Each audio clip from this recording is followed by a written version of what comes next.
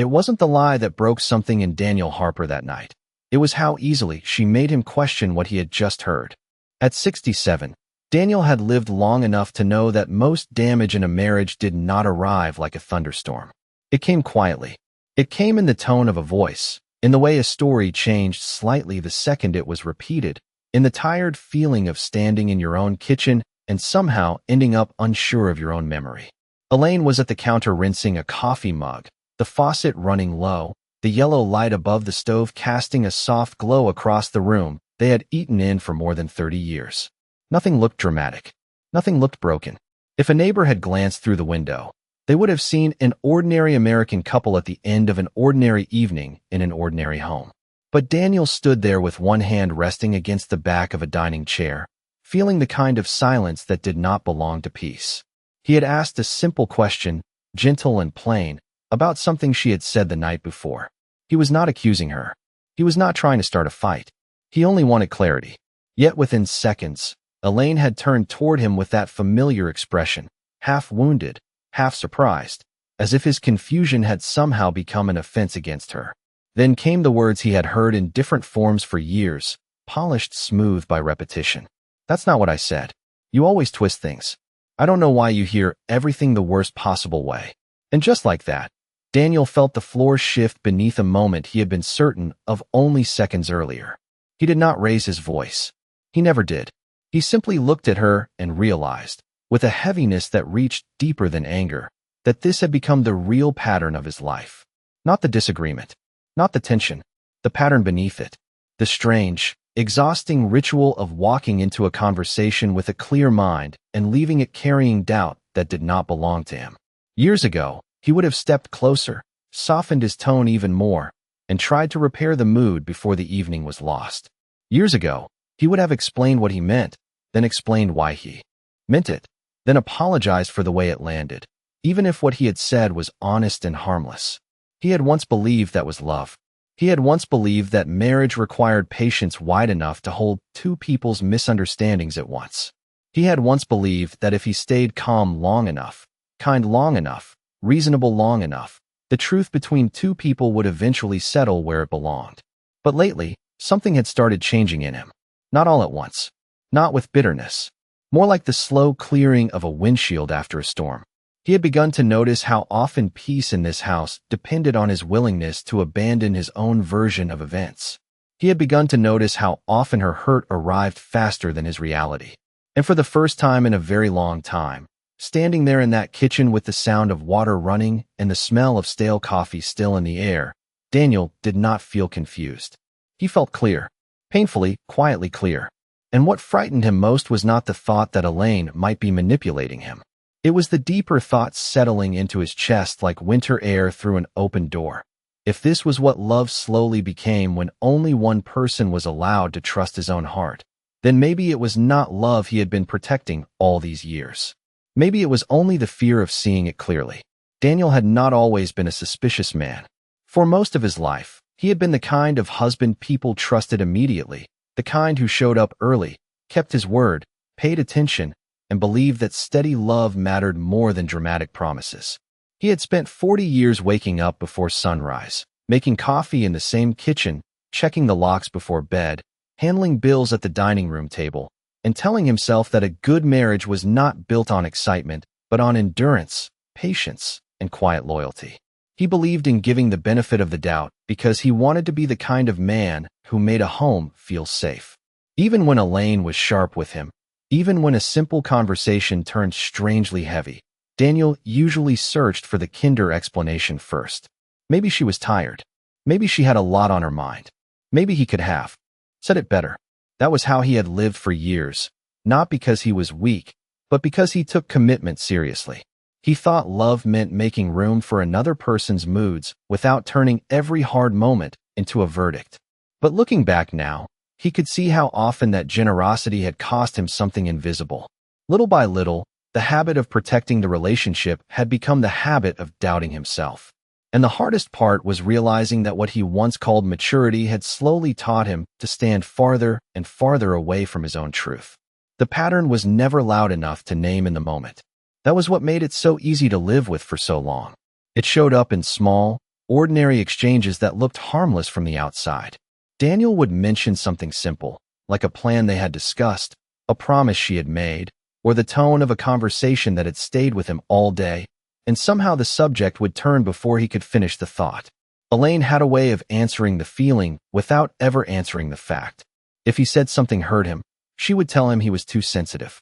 If he asked why the story sounded different now than it had the day before, she would look at him as if he were creating trouble where none existed. If he stayed calm, she called him distant.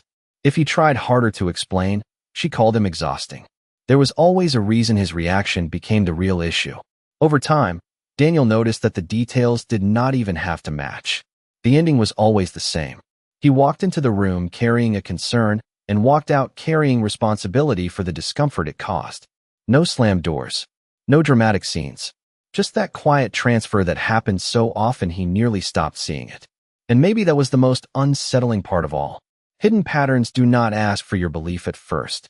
They only ask for your patience, one small moment at a time, until your patience starts working against you.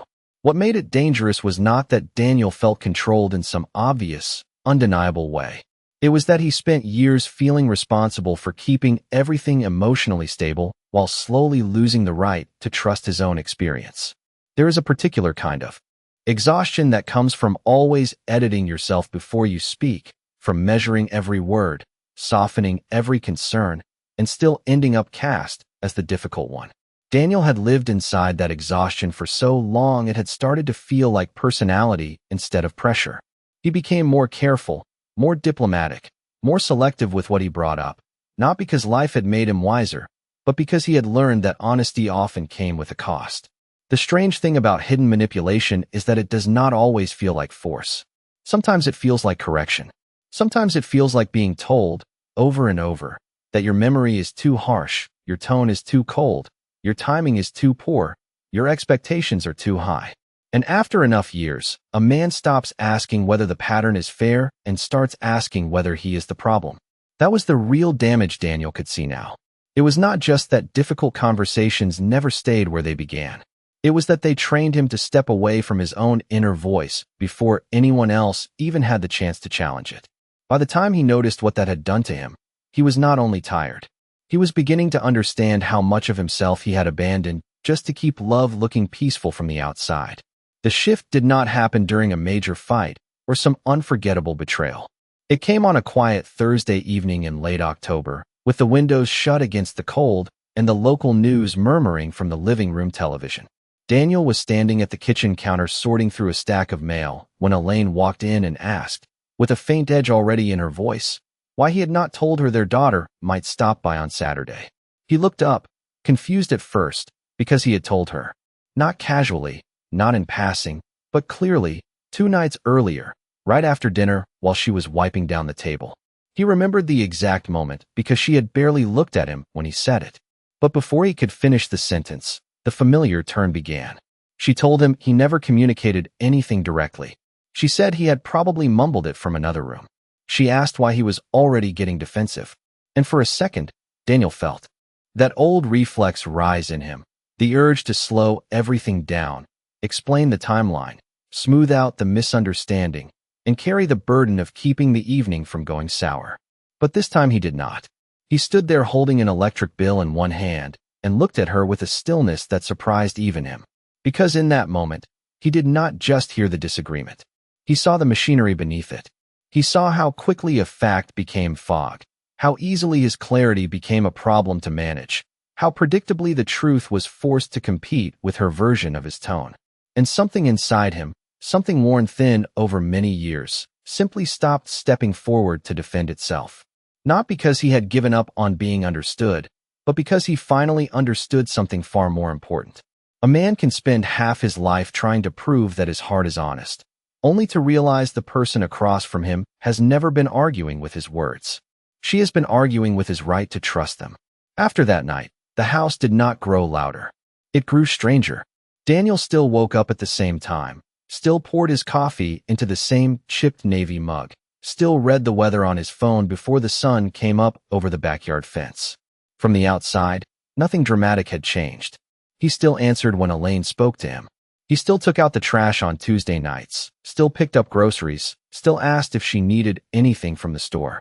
But something essential had gone still inside him, and once that stillness arrived, he could not pretend not to feel it. For years, Daniel had believed that love was measured by effort, especially the quiet kind nobody praised. The restraint, the patience, the willingness to keep reaching across tension and make the room livable again. But now he began to see that most of his effort had not been building closeness. It had been absorbing distortion. Every time he rushed to smooth things over, he had taught the pattern that it would survive. Every time he explained himself one more time, he had reinforced the idea that his own clarity required permission. So he stopped doing the one thing that had kept the whole emotional machinery running. He stopped translating his heart into softer language just to make it easier for someone else to dismiss. He did not announce this change. He did not frame it as a boundary. He simply let silence remain where he used to place labor. And in that silence, for the first time in years, Daniel could hear himself clearly enough to know that peace and self-erasure had never been the same thing. Elaine noticed the change before she understood it. At first, she only seemed irritated by it, as if Daniel had quietly violated a rule she had never needed to say out loud because he had always followed it without being asked. When a conversation grew tense, he no longer rushed in to rescue it. When she reacted sharply, he did not scramble to reassure her that he meant no harm. He listened, answered when an answer was needed, and then let the moment sit where it belonged instead of pulling it onto his own back. That unsettled her more than anger would have. A raised voice she could have responded to. A harsh word she could have pointed to. But this new version of Daniel gave her nothing dramatic to push against. He was still polite, still present, still the same man in all the visible ways. Yet the old emotional rhythm was gone, and without it, the house felt different even on the calmest days. One Sunday afternoon, after their daughter left and the driveway was empty again, Elaine stood in the kitchen folding a dish towel and asked him, with a trace of confusion she tried to hide, why he had been so distant lately. Daniel looked at her for a moment, not cold, not angry, just tired in a way that reached past words. Because the truth was, he was not pulling away to punish her. He was simply no longer stepping forward to make every uncomfortable feeling easier for her to bear. And for the first time, Elaine was beginning to feel what their marriage sounded like when his constant emotional effort was no longer filling all the quiet spaces. What Daniel lost was not the childish version of love built on fantasy, flowers, or promises nobody can keep. He had outgrown that kind of love decades ago. What he was losing now was something far more serious. He was losing faith in the idea that deep loyalty naturally creates emotional safety, that years of showing up with honesty and restraint will eventually be met with the same kind of care in return. That was the belief quietly slipping away from him. Because once a man has seen how easily affection can live beside distortion, how easily devotion can be used to keep him patient while his reality is repeatedly bent, he cannot go back to innocence. He cannot unknow what he knows. Daniel had spent too many years assuming that if something felt wrong, the answer was probably more communication, more understanding, more grace. But age had finally given him a harder truth. Some relationships do not become healthier because one person keeps bringing a better heart to the table. Some only become more efficient at consuming that heart. And that was the part no one warned men like him about when they were young. They were taught to protect love, to endure discomfort, to stay steady through confusion. They were not taught that steadiness without mutual honesty can turn into a slow surrender of the self. So when older men begin to lose faith, it is often not because they have become bitter. It is because they have become accurate. They have learned that what looks like love from the outside can still leave one person carrying all the emotional cost on the inside. By early November, the air outside had turned sharp enough to carry winter in it, and Daniel found himself standing alone on the back porch one evening with both hands wrapped around a warm mug, looking out at a yard he had mowed, raked, and cared for more than 3 decades. Inside, the house was lit the same way it had always been, soft yellow lamps, the quiet hum of the refrigerator, the familiar shape of a life built slowly and dutifully over time. Nothing about it looked empty. And yet for the first time, Daniel understood that a full life and a trusted love were not always the same thing. He had not become a cruel man. He had not become a reckless one either. If anything, he had become simpler, clearer, He no longer needed to force every uncomfortable truth into a kinder shape just to make it easier to live with. He no longer needed to call every pattern a misunderstanding in order to preserve the image of something he had already spent years trying to save. That was the quiet freedom he had found, and it came with grief, because clarity often does. But it also came with dignity. And standing there in the cold, Daniel finally admitted something to himself that would have once felt unthinkable. He had not stopped believing in love because his heart had grown hard. He had stopped believing in any version of love that required one person to disappear so the other could remain comfortable. What he lost was not hope. It was illusion. And at his age, illusion no longer felt holy enough to protect.